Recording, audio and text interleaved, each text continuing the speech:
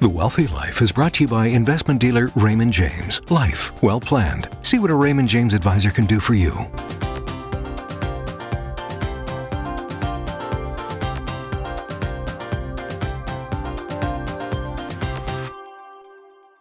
With us today is Lynde, President and Chief Operating Officer at Bridgehouse Asset Managers.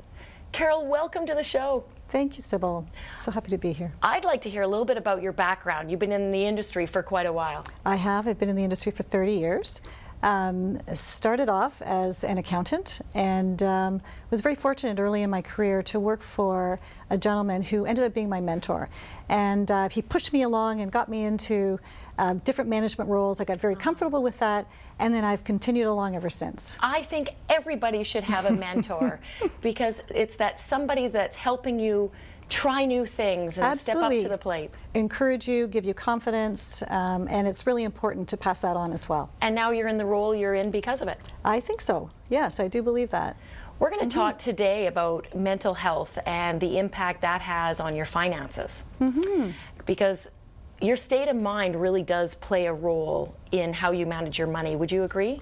Absolutely it does. And a lot of times people think that managing money and building your wealth is all about what's happening in the economy and the news and politics and all of that.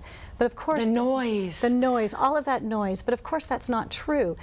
Managing money and building your wealth is really about managing yourself. And you need to understand yourself, and you need to understand your personality and your predispositions. You need to understand your behaviors, your investor behaviors, and you also have to guard your mental health.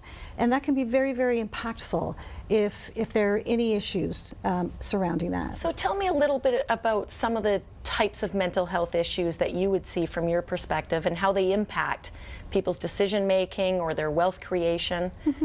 Well, Sybil, you know, in the financial industry, we haven't really talked about mental health issues, and I think now, we really should. We should. But within society right now, we don't really talk about mental health issues or money. They're both really taboo topics. But what's happened now is 1 in 5 Canadians will experience a mental health issue in any one year. And we need to understand that there will probably be a financial impact around that. So that means almost every one of you viewers is going to be touched either directly or indirectly by mental health issues. Absolutely. So, you know, we can think about an individual who may be suffering from depression and may not be able to go to work. So what's going to happen to them in terms of building their plan and their retirement for the future? What about a person who has a gambling addiction and the household finance impact of that? And then think about the older people in our society with dementia or you know, diminished financial capacity, which is what we call it now. They will be very vulnerable. So it's very important for Canadians and financial advisors to understand the impact of mental health on your finances. It is. And working with a financial advisor, hopefully financial advisors are aware of some of the cues or some of the warning signs so that they can better help the clients. So what we've done, because we've now linked this at Bridgehouse, mental health to money as an appropriate reason for financial advisors to help an individual.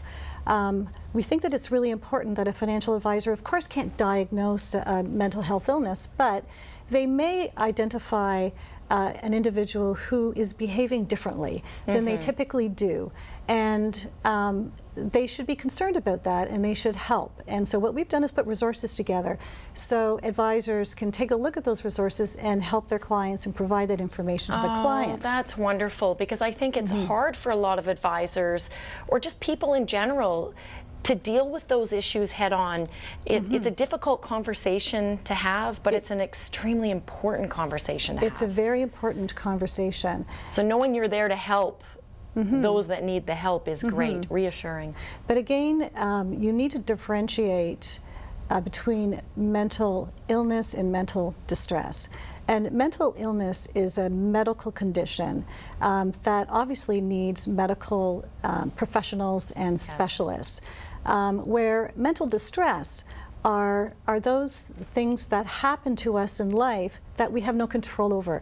So it could be a divorce, it could be the death of a family member. Yes. So many things that we can't control, but are certainly within our lifetime we will probably experience. Could be stock market noise. It could be stock market noise, but what's important for the financial advisor is to understand that the investor still needs to manage their finances through either one of those scenarios, if it's mental illness or if it's mental distress.